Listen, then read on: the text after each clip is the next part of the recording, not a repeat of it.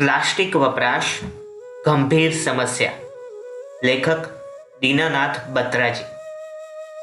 પ્રતિવર્ષ સમગ્ર વિશ્વમાં 500 ખરબ પ્લાસ્ટિક બેગનો ઉપયોગ કરવામાં આવે છે.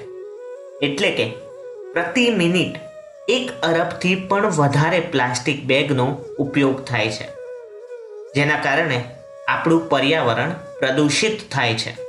ઉલ્લેખનીય છે કે સમગ્ર વિશ્વમાં પ્લાસ્ટિકનો સૌથી વધુ ઉપયોગ ભારતમાં થાય છે.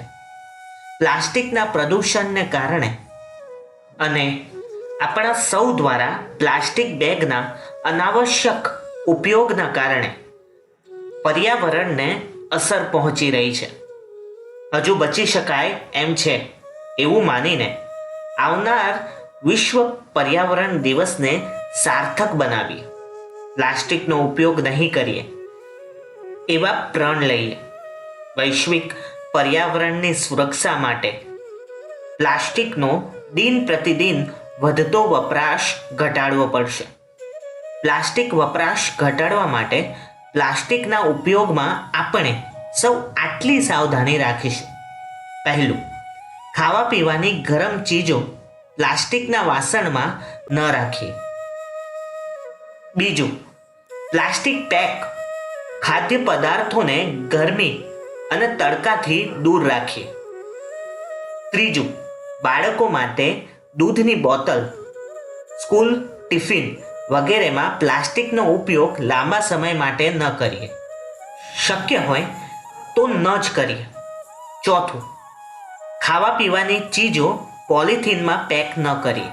પાંચમું, પાણીની બોટલ ઉપયોગ પછી નષ્ટ કરીએ. છઠ્ઠું, એકવાર પીગળ્યા પછી પ્લાસ્ટિકનો પુનઃ ઉપયોગ ન કરીએ.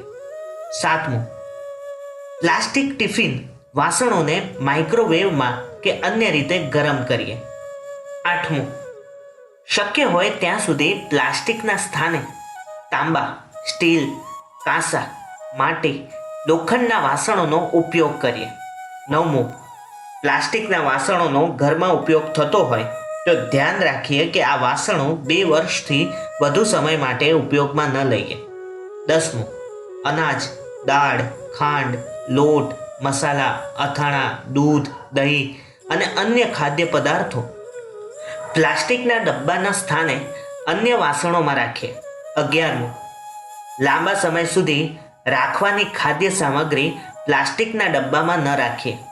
12મું, લાંબા સમયથી પ્લાસ્ટિકમાં પેક ખાદ્ય સામગ્રીનો ઉપયોગ ન કરીએ. 13મું, પ્લાસ્ટિકનો ઉપયોગ કરવો જ પડે તો એ ઉચ્ચ ગુણવત્તાવાળું હોય એ ધ્યાન રાખીએ.